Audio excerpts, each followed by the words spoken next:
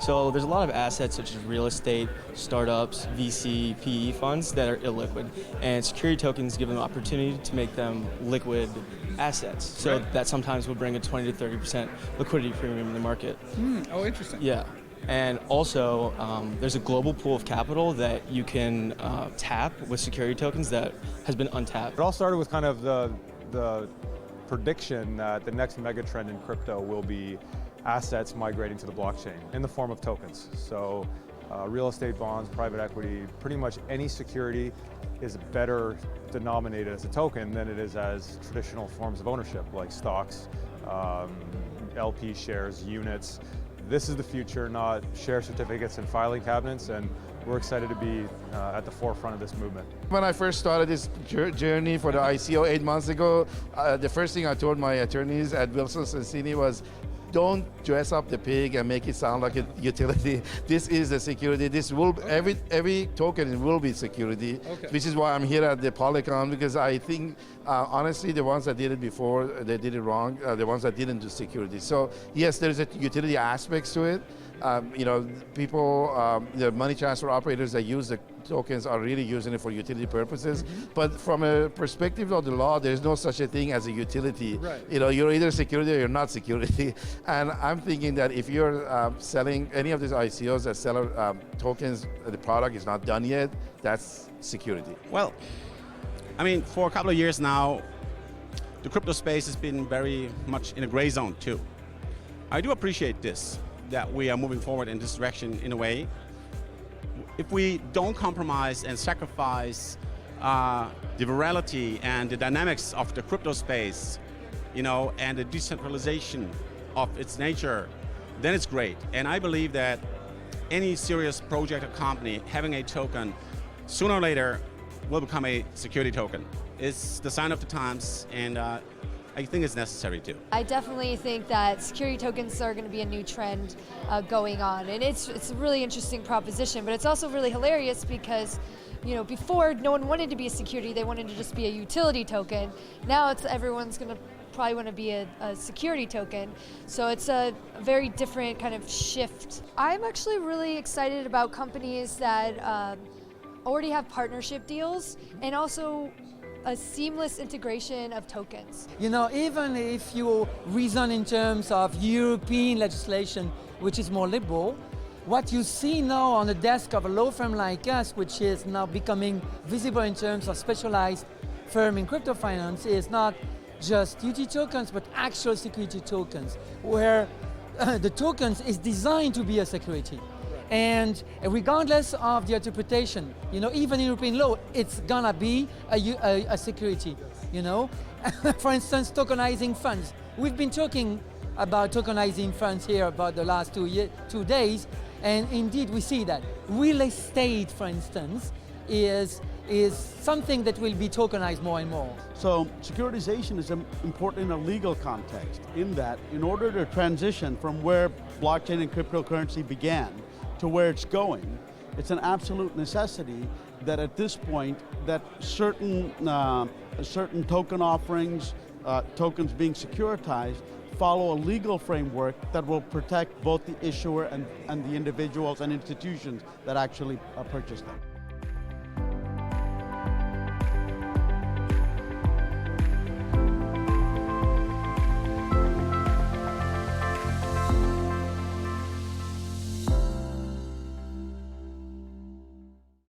Welcome to Security Token Insight, brought to you by the Security Token Academy. The security token industry is here and will provide a key foundation for the evolving financial internet. The Security Token Academy provides insights about this new era for security token enthusiasts, investors, and issuers. The security token industry is here, and you can get involved. Hi, I'm Adam Chapnick. Coming up on today's episode of Security Token Insight, in your security token investing news, Binance acquires India's Wazir X. Plus, we've got an expert interview with Howard Marks, CEO of Start Engine, and a special one-on-one interview with Aryeh Friedman from our New York City meetup. That and more is coming up on this episode of Security Token Insight. Now it's time for your security token investing news. Up first, Binance announces that it has acquired Wazir X, an India-based crypto exchange, which will now allow the trading of cryptocurrencies. This new move now gives Binance access to the over 1 billion residents of India. Wazir X CEO Nishal Shetty had this to say. The next phase of our mass adoption for crypto will arise from developing nations around the world. India, with more than 1 billion people, is primed for massive crypto adoption, and this acquisition by Binance gives us the opportunity to not only cater to India, but every developing nation where fiat on-ramps have to be built. That's a quote. In other news, Polymath moved their Polymesh blockchain onto Substrate. Developed by Ethereum co-founder Gavin Wood's Parity Technologies, Substrate supports multiple and custom consensus algorithms, which was a major factor in the decision to move to Polymesh. Wood's company Parity has agreed to create specific business logic features on Polymesh's base layer, which will also include smart contract communication and runtime modules. And finally, Coinbase announced that it has patented a KYC tool which automatically removes bad user accounts which are suspected of engaging in illegal activities. The new tool operates by assigning an overall compliance score which incorporates a variety of factors, as well as measuring the level of due diligence that has been performed on the respective account. The Security Token Academy is proud to present an expert interview with Howard Marks, CEO of StartEngine. I sat down with Howard to discuss what steps companies should take when they want to launch a campaign with StartEngine. Take a look. Tell us how you do work with an issuer, a young company that's looking to raise money. What's the process? How can they work with you? Well, the process is pretty simple. We have 2 product lines really that are important. The one is what we call the $1 million rule, is regulation crowdfunding, and you can raise $1 million from the crowd. The good news with that is you don't need an audit, so you just need your financials to be reviewed by a CPA. That's really inexpensive. We file the offering. It's called Form C. We file it with the SEC. We do all the review, check due diligence, make sure it's okay, and then it goes live on our platform. And the company can raise up to $1 million, and we help them with the marketing. We help them figure out, how to engage their community, advertising, all the different elements. We're as soon as the offering is live and it goes over $45,000, an email goes out to the entire StartEngine community so they can be aware of it as well. That's working great. We've done a lot of them. Oh, really? And we're pretty excited. We've raised, actually, between Regulation Crowdfunding and Regulation A, over $100 million for companies. Tremendous. So Regulation A, as we discussed it, is $50 million, but you need the 2-year audit, and you have to have the attorneys, and you have to have the SEC qualification. But Regulation Crowdfunding is actually very accessible and very, very well put in place by the SEC. So we're very happy about that, and our customers are happy. But however, once they get to that million or close to that number, they need more capital. So they have to switch over to the Regulation A+, which is now where the broker-dealer fits. Sure. So for the Regulation Crowdfunding, that's the funding portal, StartEngine Capital LLC, and then once you want to go to Regulation A+, that's the broker-dealer, which is StartEngine Primary LLC. Got it. And is that how does that appear? Like, is that a seamless transition that, as far as the investor community understands, it's just more is available, or is there a whole new offering? How does that? What's the experience to an investor of an offering that shifts from Reg CF into an A+? Right. So there are 2 different offerings. That's the answer. So it's same company, 2 different offerings, and we explain clearly on the screen where this offering is being issued. Is it StartEngine Capital, so it's basically a $1 million maximum, or it's actually StartEngine Primary, you have that $50 million or whatever the company chooses to raise. Got it. And we're very clear, and we want to make sure that the investor understands when they put their money in, which company they're working with. Yeah, that makes sense. So from where you're sitting, how difficult is it now for early stage companies to raise money in any of these sort of methodologies? Well, my opinion is this. So we look for 3 things for a company. And you know, everybody's welcome to come and raise money, but we look for three things. Okay. So the first thing is we want a CEO that's willing to put themselves out there. That, you know, really engaged. Front man. Man or woman, but really engaged, really willing to go out there, no barriers. The second thing is we want a compelling offering. And compelling offering doesn't mean the company is necessarily compelling, the offering is compelling. They have to offer something that is really unique, interesting to investors. And the third one is they need a well-defined audience. And really clear who the audience is, because that's how you do the marketing, right? Yeah. Once we have those three things in place, we believe they will be successful. The first one, the CEO willing to put themselves out there, is probably the most important one, because it really drives the energy and the day-to-day actions that the company is going to undertake to raise the money. Sure. So what are the steps now? Now, people have heard what you're talking about. I'm sure they're all getting excited because it sounds possible. And a lot of people in the early stage community that we talk to, a lot of kind of throw their hands up. It's like this alchemy that they can't figure out how to get from here to there to get to raising the money they need. What are the actual steps if someone is working with you to get started launching a campaign? Well, we believe it's pretty simple. However, it's not easy. But the process is they contact us, they go on our website, let's say startengine.com, they fill in some questions, we have a conversation, and once it looks like they're interested, they sign an agreement with us, and then we onboard them. We have the full interview with Howard Marks on our website. Be sure to check that out. StartEngine is a gold corporate member of the Security Token Academy.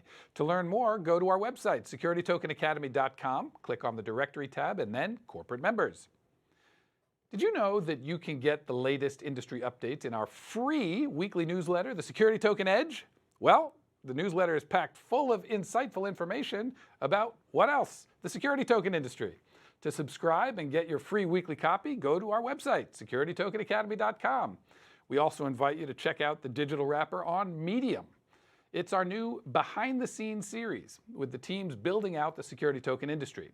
These are in-depth interviews covering a wide variety of topics. You can view these when you follow us on Medium. You can find more information on our website, securitytokenacademy.com. The Security Token Academy held another successful meetup, this time in New York City, and we want to thank everyone who attended. We had a big crowd inside the Sunset Terrace at Chelsea Piers. Security token experts and financial services professionals were on hand for an evening of informative discussions, networking, food, and drinks. The Security Token Academy had the opportunity to speak to our panelists one-on-one to get their insights on the security token industry. Let's take a look at what Aryeh Friedman, General Counsel at SeedInvest, had to say.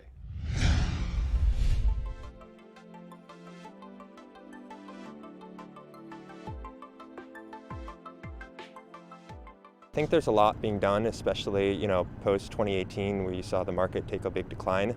And I think the one thing that's happened is the market is maturing, and people are quickly realizing that they have to work with regulators and embrace regulations. So I think a lot of that's being done, especially in the U.S. I know Commissioner Clayton's generally been very supportive of private companies and expanding their access to capital. However, he's not the biggest fan of blockchain and security tokens. So that's been a challenge, and there's been a lot of efforts to kind of work with regulators to, in a very collaborative effort, to try to get regulators comfortable with security token offerings and the benefits that can provide to small business capital formation. I think there's been a lot of issues and unanswered questions that a lot of people in the industry are trying to work with regulators to get answers to.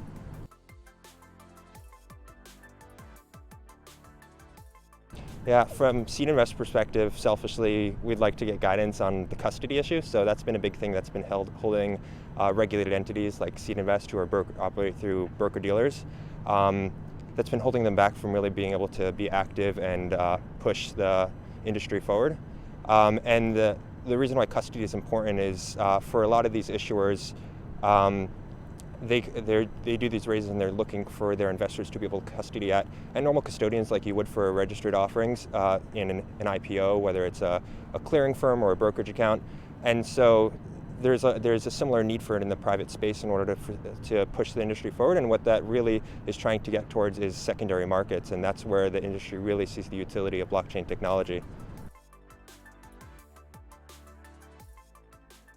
They've said a lot without saying much. So they recently put out a joint statement with FINRA, which didn't give any particular guidance. It essentially just acknowledged that they're aware of the issues and are working towards it. Did point out some of the challenges and issues that they're thinking about, but at the same time, it didn't give anybody in the industry real guidance to act on. One of their big concerns is, one, cybersecurity generally in the space. It's a new space that they're still learning. And there are a lot of people within the SEC and FINRA who are very sophisticated on the issue. The other issue is customer protection. So things around protecting customers' funds and assets at broker-dealers, and understanding how they could truly protect customers due to the uniqueness of the digital security tokens.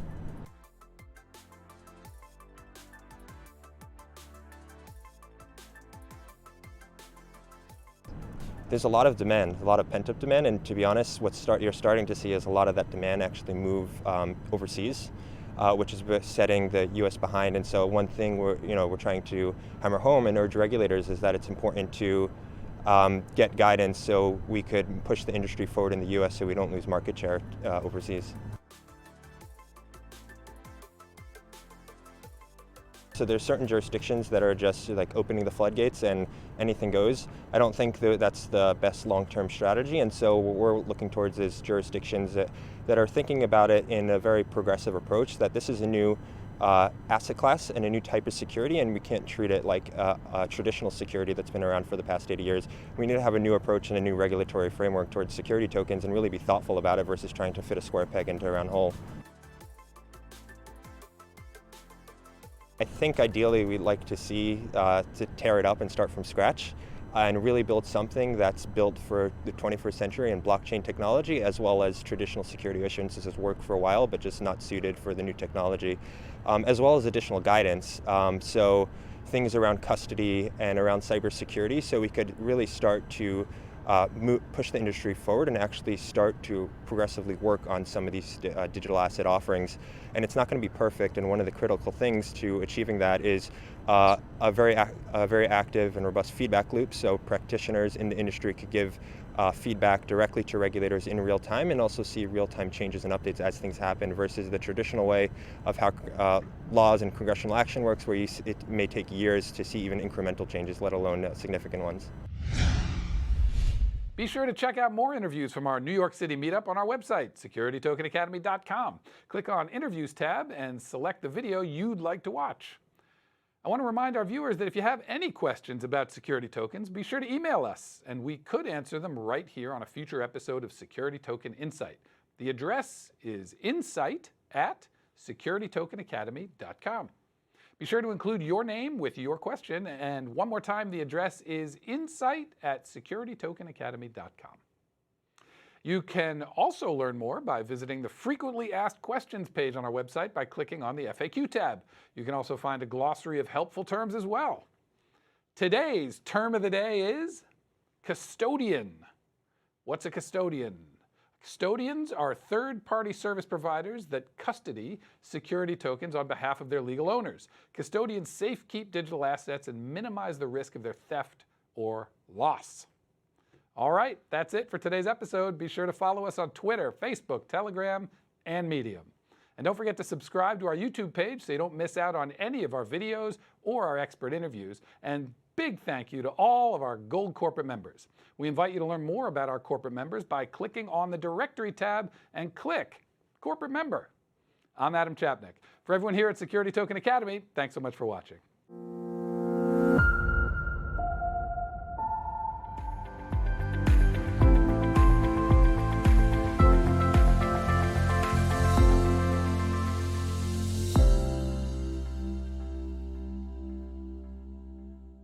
Be sure to check out our live online videos and panel discussions featuring security token experts from around the world. Visit securitytokenacademy.com and click on the Interviews tab.